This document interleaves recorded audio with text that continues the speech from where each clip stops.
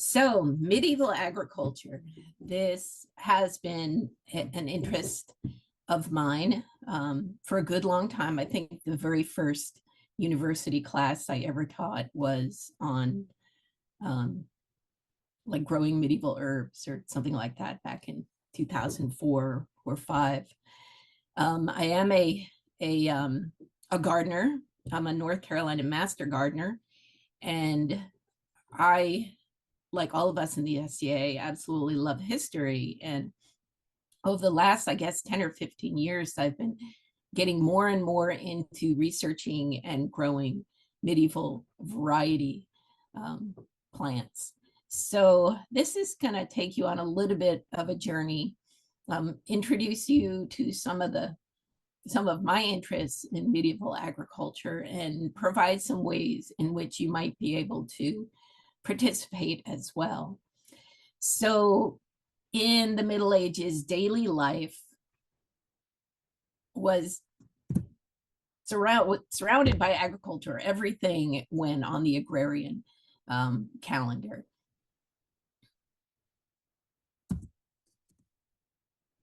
Yeah, there we go. Okay. So agriculture, as the slide says, dictated everything in medieval life. And for the most part, the majority of time spent that anyone spent was working the land and trying to grow enough food to survive to the following year. Typically, a lot of people will talk about how religion or the religious calendar in the Middle Ages, life revolved around that. And that's true. But it was only second to the agricultural year because the monastic people knew that we couldn't interrupt what was going on at the time um, in the agricultural community. So you were either, and this is very broadly speaking, and it's a generalization, but you either fell into three categories of people. You either, they say, prayed, fought, or worked. And if you prayed, you were in the religious community, the monastic life. Maybe you were in a monastery. And if you fought, you were a knight, you were a noble. And if you worked the land, you were everybody else, pretty much, all of the peasants that supported the fighting and the praying. So I know that's simplistic, but it's not too far from the truth. So if we think about the vast amount of energy and effort and time that went into our food, and not just our food, it's easy to think about food, but every other aspect of life that revolved around the forest industries and agriculture, it just floors me. So if you look at just growing flax for linen, the managing of the fields, the plowing, the fertilizing, the seeding, the weeding, the harvesting, the processing, the flax, the sewing, the marketing, it was a dozen different disciplines, from blacksmiths to make the tools that were needed, to the tailors and the spinners and the weavers and the farm hands who did the harvesting and the redding and all of that. So it's amazing just what went into everyday life, and it all has its basis in agriculture or the wool production. And those of you who play with wool understand how time consuming it is. And if you depended on these things for your very survival, of course, they were far more important than us playing at what we do. The breeding of the sheep, the feeding, the protecting, the shearing, the housing, the processing, again, so many different disciplines involved with this one animal, with this one raising of sheep, and the milk, the meat, the cheese, and the parchment from the skin of the animal.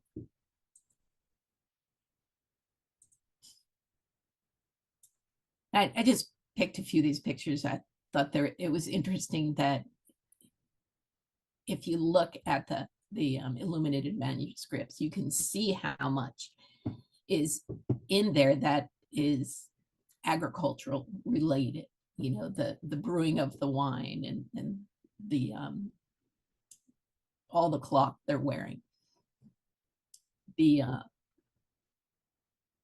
bowl he's drinking out of, the rope, the pages that were illuminated, the leather material, anything that was tied basically came from agriculture. The raising of bees and the chandlers there with the beeswax, and then even those fancy guys with the pointy shoes, all of that is agricultural related.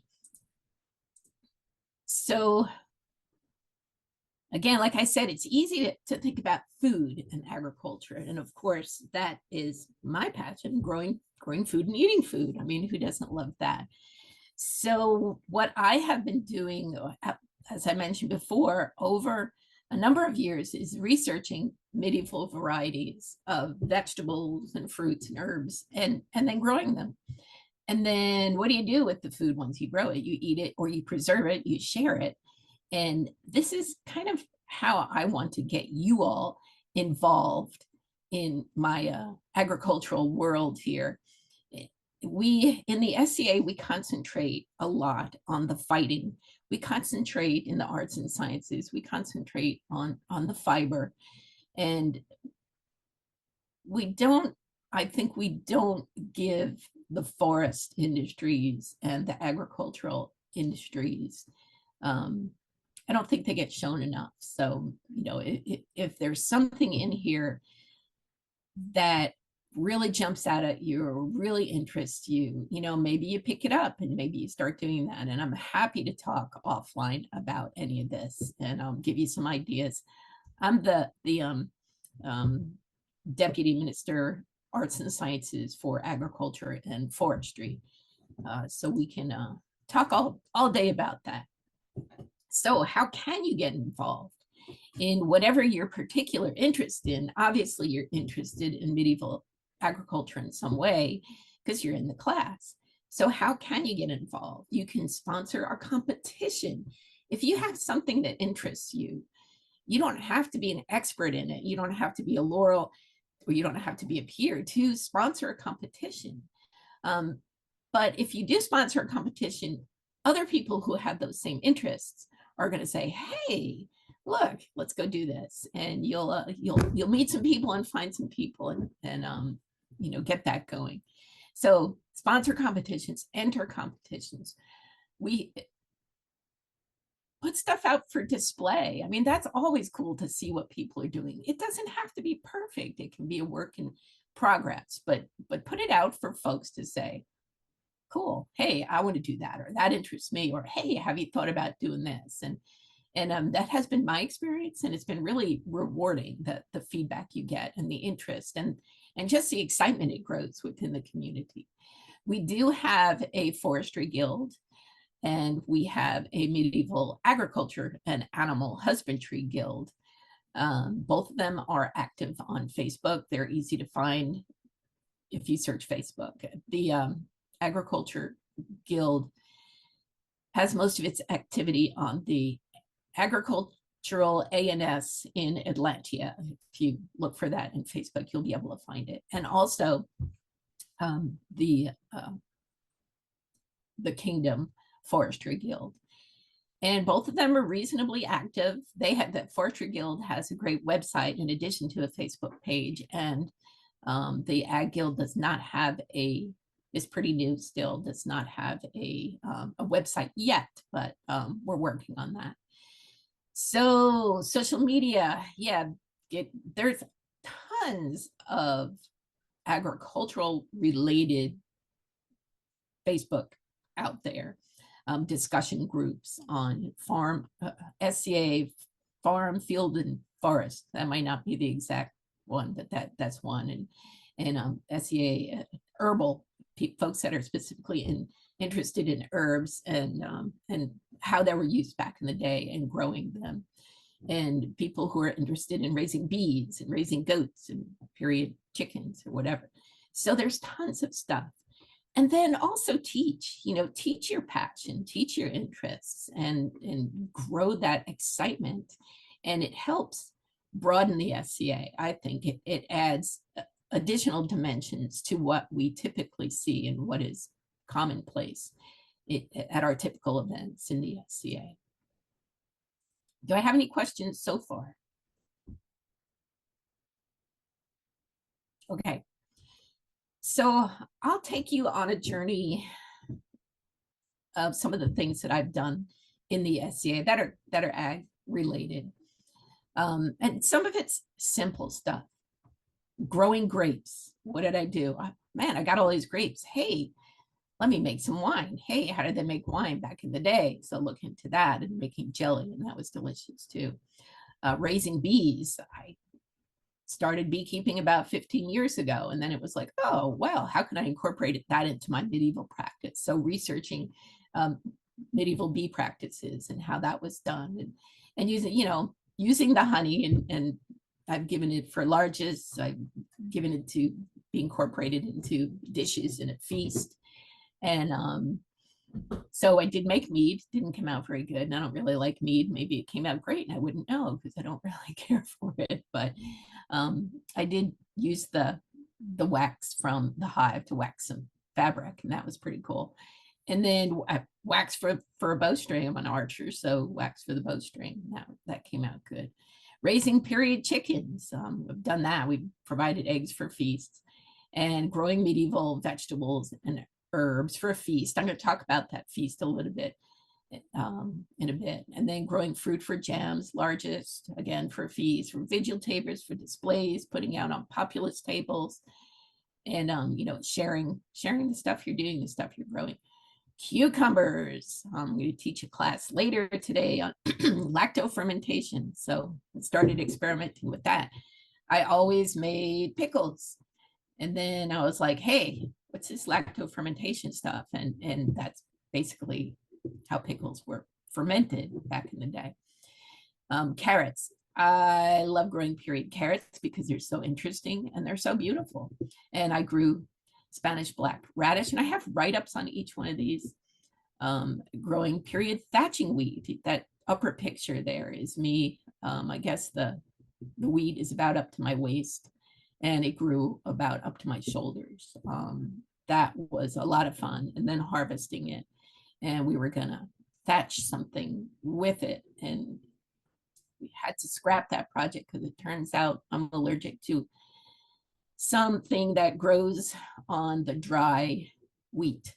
So I couldn't get near it after it was dried. I broke out in hives from head to toe, itched like mad for 2 weeks.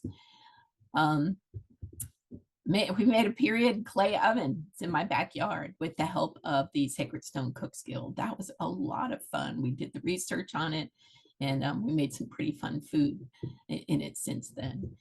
And a current project I'm doing is growing flax and turning that into linen. I'm doing it a joint project with Master Stefan Grimm. And well, we'll see. Stay tuned for that. The seed goes in the ground. I've got 2.5 pounds of it. It goes in the ground early March. So yeah, stay tuned. So in talking about this one project that involved so many different people, was growing a feast, growing all the food for a feast. And I did it quite a few years ago. I like to talk about it because I think it shows what you can do. I don't recommend any one person growing everything for a feast because, quite frankly, it was extremely stressful. But you can do it as a group project, and you can offer individual things for feasts and make sure that it gets on the menu, such and such fruit provided by, locally provided and grown by, medieval variety, and make sure people understand and know it. And it's not promoting yourself. Don't think of it like promoting yourself. Think of it as sharing your excitement. Think of it as providing an opportunity to someone else to say, hey, that looks really cool, and I want to try that, which is kind of what I'm all about. You can't do any of this in isolation. It's all about the sharing. It's all about the social dynamics. And I have, well, I enjoy the doing, but I enjoy the sharing more. So we, yeah, growing a feast. I worked with the head chef to come up with a menu that fit what he could do and also what I could grow. And the very first thing I had to do is, of course, work within the budget and work with the head chef. But I had to research because I wanted to grow medieval varieties and get as close to I could for the feast. So this is the first time I had researched any kind of I mean, in depth, the different varieties I would need. So, off I went, and this was a year-long process. This, isn't something you could do in a month or two. But again, I encourage you to bring other people in and do something like this. I mean, it was really rewarding, in addition to being stressful, but really rewarding. So starting the seeds indoors, preparing the planting area, all these different plants, you have to think about when you plant them and when you're going to harvest them in relation to when you're going to use them. So that's a thing. This is some of the research looking at modern varieties versus medieval varieties. These are all things that I grew, pictures of things I grew. The red carrots, the beets, the cabbage, more carrots, a couple different kinds of carrots, the cauliflower on the right, and the leek right behind the cauliflower there, and the broccoli on the left. So this was, and the Spanish, the round Spanish black radish. There's a long Spanish black radish too, which is more common in period, but I couldn't find the seeds. But anyway, all of these are medieval varieties, and that's what we wanted naturally.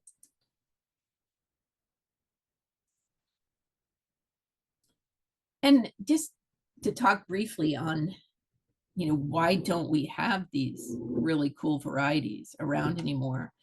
Thankfully, we've had this resurgence of the heirloom and the old-timey vegetables, which is kind of cool because a lot of those heirlooms are as close as we can get to the medieval varieties.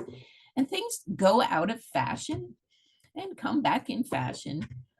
These are some of the things that were grown back in the day and maybe aren't now. And we grow things for different reasons. I mean, now we grow things for shelf life. We grow plants and vegetables that look uniform, that travel well, and we want an extended harvest.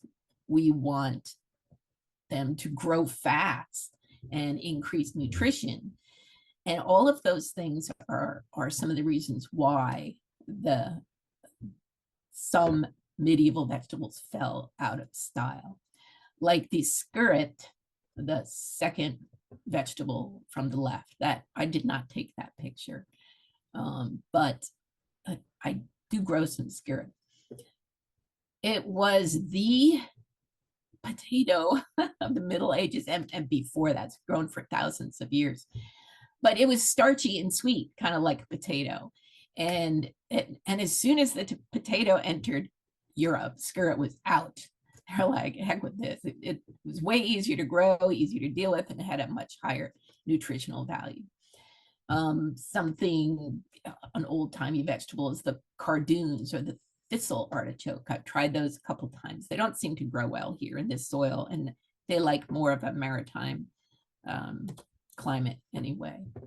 But the Romanesco broccoli on the right, I've grown some of that. That I did not grow that. That is not my picture, but it's really cool looking and it tastes great. And on the left is salsify, and that oyster root, I think they sometimes call it, say taste or oyster plant. I don't think it tastes anything like oysters. I'm not very fond of it. I grew it one year and okay, just to try it. Wasn't very fond of it, so I didn't want to grow it again. But that stuff self seeds everywhere, so it's all over my yard and all over my garden, and I'm okay with that because the flowers are absolutely beautiful, and you can just dig it up if you don't want it there, yank it out. Oh, and we talked about what was the other one? Oh, kohlrabi. Kohlrabi. Grew that red variety of kohlrabi, which I don't particularly care for either. I like the Vienna white kohlrabi. It's much better. All right, so we have the menu. And again, working with the head chef to come up with a menu that's going to work. Oh, we have plenty of time. I'm going to go over the pickles. So I grew the pickles, and then where they came from. We had sweet pickles, sweet Moroccan pickles, and I still make those to this day. I make them every year because they're just so friggin' delicious. And then lacto fermented pickles, which is your traditional dill pickle. And so using the grape leaves from my grapes, we were able to use that and to make the pickles.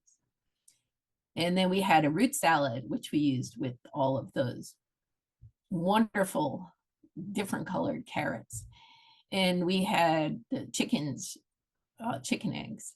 And it was kind of like the precursor to deviled eggs. You cut it in half and pop it out and mix it up with a bunch of stuff, put it back in the egg, and then flip it over and fry it.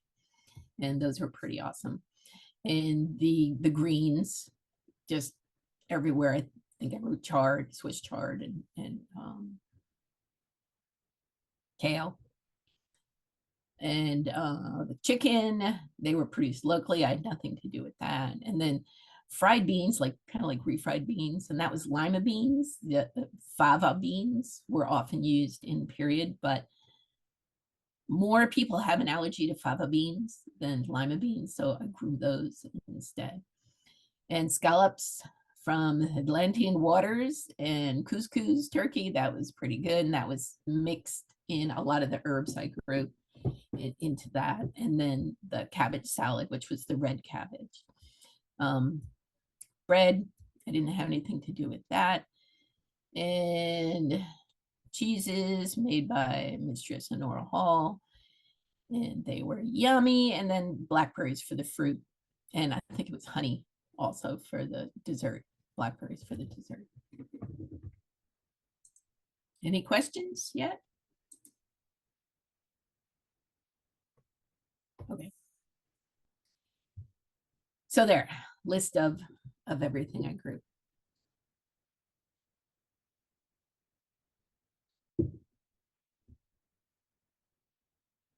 And I was so paranoid something wasn't going to come out right. And I felt like I know what it's like to depend on the land, because it's like, I've got to, these have to grow. I've got to be able to provide this for the feast.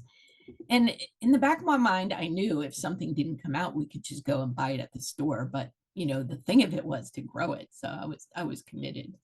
I should have been committed. It was a lot of work. Oh, and just all the tending and everything like that. That just goes along with growing thing.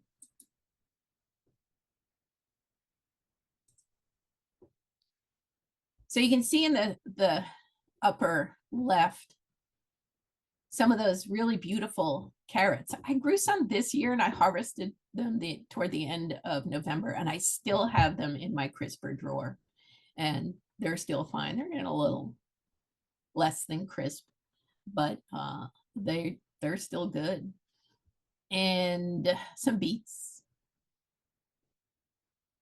and shallots. I think that was an onion and blackberries.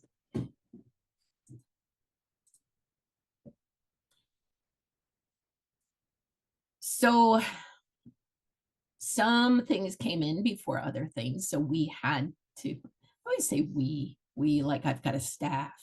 So I had to, we talked about that a little while ago about the planting, the timing of the planting, the harvesting, and the use. The lima beans I canned, and that was fine. That worked out. The garlic and the onion, you can pick and cure. That was done in June. I think we did this for a baronial birthday at the end of August. And those are cured and you can put those away. The blackberries were made into jam well ahead of time, so you can put those away till you need them. The fermented pickles, they took 10 days, and I had cucumbers coming in the whole time. So we we fermented those closer to the event because I didn't want those sitting around too much because they can get sour. And I didn't have room in my refrigerator to stop the fermentation process, and which is what you would have had to do if you let the fermentation process continue. They can get a little bit sour. So that took about 10 days, and they were really yummy at the feast. The sweet pickles, we did that well ahead of time, 8 days to process and about 30 days to cure. And and a lot of things we did use fresh, obviously the herbs and all the greens, and then the carrots I just pulled out of the ground and used those fresh. And all of those wonderful people that transform those dirty vegetables into glorious, yummy food. And, it's a lengthy process. So we started out there, red cabbage on the left, into this coleslaw, the red coleslaw, which was really yummy. Here's my helpers. Here's the we part, okay? My husband there, he helps with the harvest, and my sacred stone baronial bees over there on the right doing their thing, and my crazy chickens, and my dog Lenny. And Lenny was instrumental in chasing away hawks. He's not around anymore, but he was at the time. He was a great chicken protector. He would chase the hawks away when I let the animals free range. But anyway, the feast was fantastic. And I wanted to share that just so you can see some of the things you can get involved in. And if it's not the growing, it's the cooking. And, if it's find your passion. And there's so many options in the agricultural and forestry fields, so many different options for you to get involved. So we did put on, and this is a true we group, put on myself and Gisela von Kreutzbach and a number of others who are kind of passionate about this too, put on Gardens of Time and Oakwood with the Forestry Guild at the time. So we had a number of events that concentrated on agriculture, animal husbandry, and forestry. We talked about a little bit of this before. We had the known World Agricultural and Animal Husbandry Symposium a number of years ago. I think it was 2019, and we had people from 6 different kingdoms come and join us and talk about this stuff. We had demos on how to use a scythe, excuse me, a mowing scythe, and modern versus more period. It was the 18th century mowing scythe that we had compared to an aluminum one, and the old-timey one, God, it must have weighed about 20 pounds. So it was just, when you think about the physical activity that went in, and of course the aluminum one was easy, but we had classes on how to make wattle fencing. And that's another thing. Hey, if you like construction and you want to build something, agriculture, make a wattle and daub wall, or some wattle fencing. And that's, of course, woven branches, often hazel or willow branches woven. So there's me. If you have any questions, that's my email address. And I am happy to answer any questions. I am happy to share other things that I've done. But I really want to encourage you to get involved. And if you get tired of the same old thing, doing the same old thing in the SCA, or seeing the same old thing, then it's up to you to do something different. Don't expect the outside world to make things fun for you. Make your own fun. I firmly believe that. And just start doing stuff, get involved, reach out to others with similar interests, and then do it and show it and share it. And it will broaden the experience for all of us in the SCA, and not just yourself, for all of us. I think when we've had the agricultural villages at events, people are always talking about how much they love seeing that, or the live fire cooking over the fire, which is another thing I love to do. That's me cooking some chickens at Pensick, but it adds depth and dimension to the medieval experience we're all trying to recreate.